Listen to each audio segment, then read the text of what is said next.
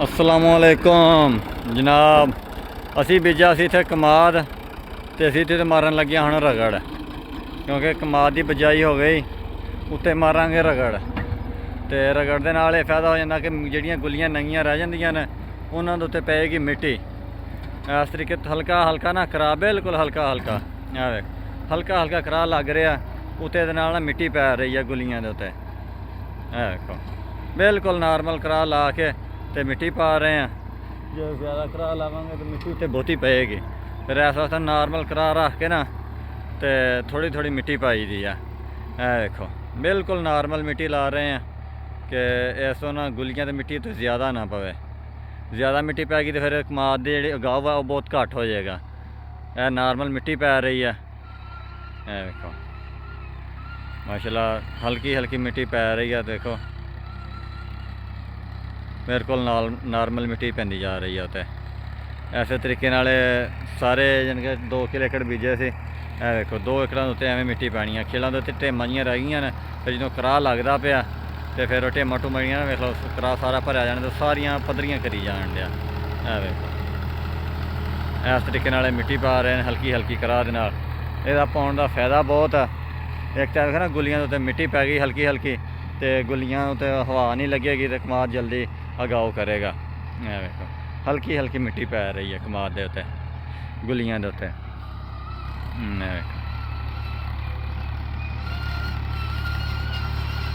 हल्की हल्की मिट्टी पा के तो बड़ा बेहतरीन निज़ाम बन जाएगा। कई लोग तो रेजर मारते हैं, असी भी रेजर पहले मारी दा हुंदा सी क्योंकि वो रेजर मारन की अजे मौसम नहीं आई।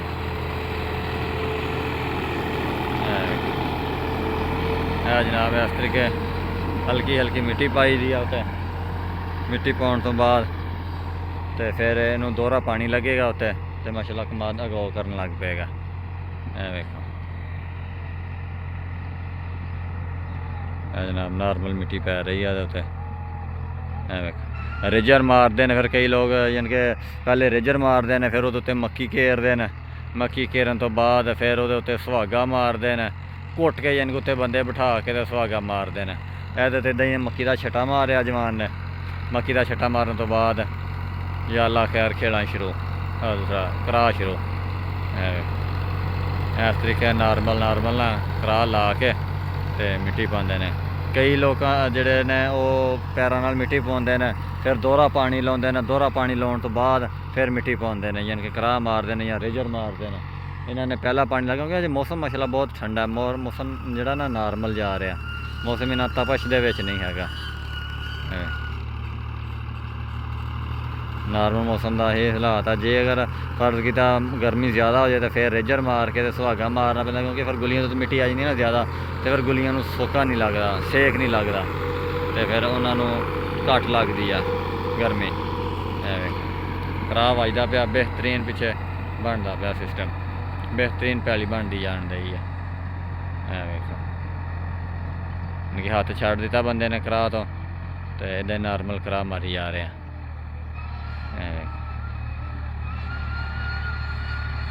एक हो जी रगड़ लगती पई है, बेहतरीन माशाल्लाह कमाद उग पाएगा।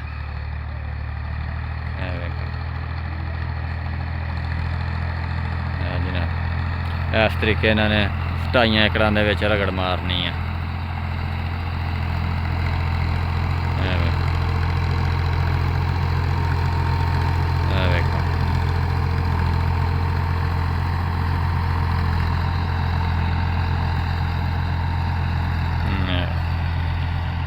जनाब 2 कनालों में रगड़ लग गई है, तो मगर परले पासे रह गया रगड़ लगन वाला, तो ऐसे तरीके से सारे रगड़ मारांगे।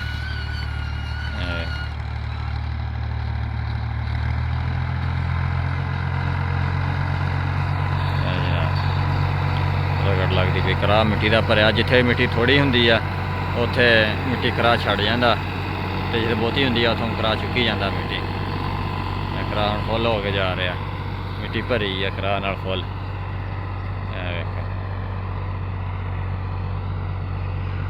जनाब देखो सारे माशाल्लाह गुलियां उत्ते मिट्टी पैंदी जान रही है, बेहतरीन वतर है। ढेमां ढूमां भी सारियां बरीक होई जान रही हैं,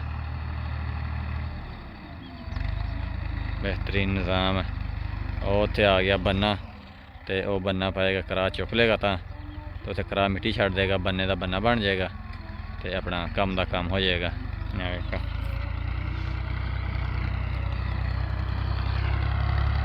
ਇਹ ਨਿਜ਼ਾਮ ਹੈ ਬਾਈ ਇੱਥੇ ਪੰਜਾਬ ਦੇ ਵਿੱਚ। ਇੰਡੀਆ ਦੇ ਵਿੱਚ ਲੋਕ ਪਤਾ ਨਹੀਂ ਕਿਸ ਤਰੀਕੇ ਬੀਜਦੇ ਨੇ। ਉਹਨਾਂ ਦੇ ਤਾਂ ਟਰੈਕਟਰ ਹੀ ਮਾਸ਼ਾਅੱਲਾ ਵੱਡੇ ਵੱਡੇ ਨੇ, ਸਾਡੇ ਤਾਂ ਟਰੈਕਟਰ ਛੋਟੇ ਨੇ, ਉਹਨਾਂ ਦੇ ਟਰੈਕਟਰ ਹੀ ਮਾਸ਼ਾਅੱਲਾ ਬਹੁਤ ਵੱਡੇ ਵੱਡੇ ਨੇ। ਇਹ ਵੇਖੋ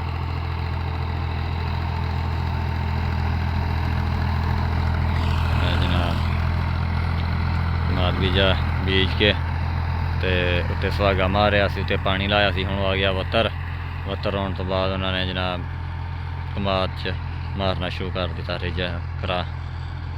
ਇਹ ਵੇਖੋ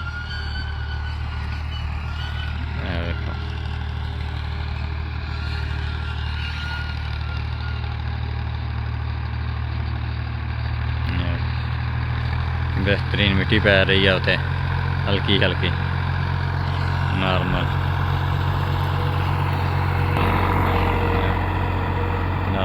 मिट्टी पैंदी जान रही है।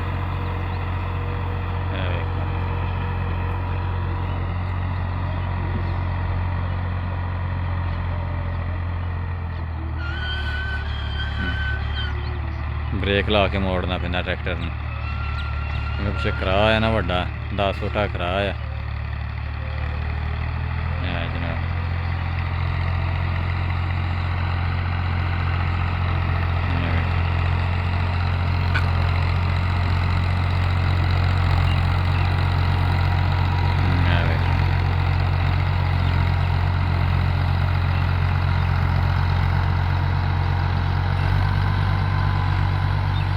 दूसरे गेयर दे विच ट्रैक्टर भजदा फिरदा, दूसरे गेयर दे ट्रैक्टर लगा तो भजा फिरदा करार दा, क्योंकि करार विच लोड भी कोई नहीं, हल्की जी मिट्टी करार ने अगे अपने लाई आ तो जिथे बहुती हुंदी आ उत्थों चुक लैंदा, जिथे थोड़ी हुंदी आ उत्थे मिट्टी छड़ जांदा। लीवर एक थां ते सैट करके तुहानूं छड्डिआ ऑटोमैटिक ही इनके काम करदा पिया।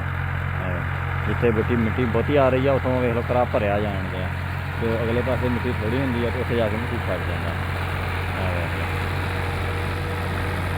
मिट्टी हल्की कर दी फिर तो भर ले। ये कि कंप्यूटर लेवल हर तरह का चलता पाया काम।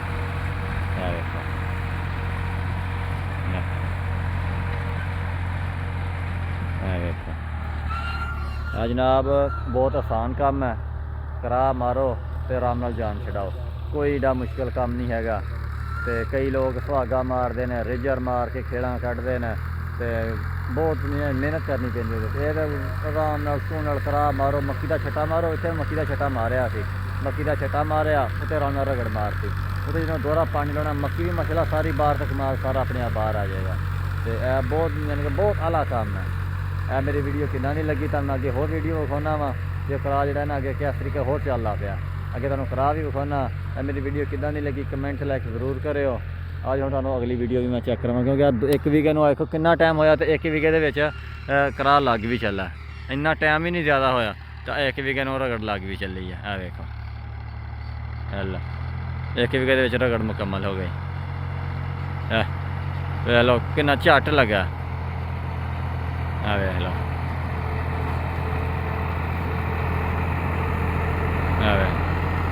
मसा झट लगा तो करा बज गया।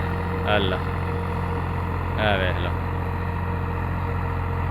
एवं 5-10 मिनट लगते हैं 2 कनालों के 10 फुटा कराया 5-6 खेड़ा लै के अगले पासे जाता। मेरी वीडियो किदां दी लगी एक कमेंट लाइक जरूर करो। ओके अल्लाह हाफिज़, अस्सलामु अलैकुम दोस्तों।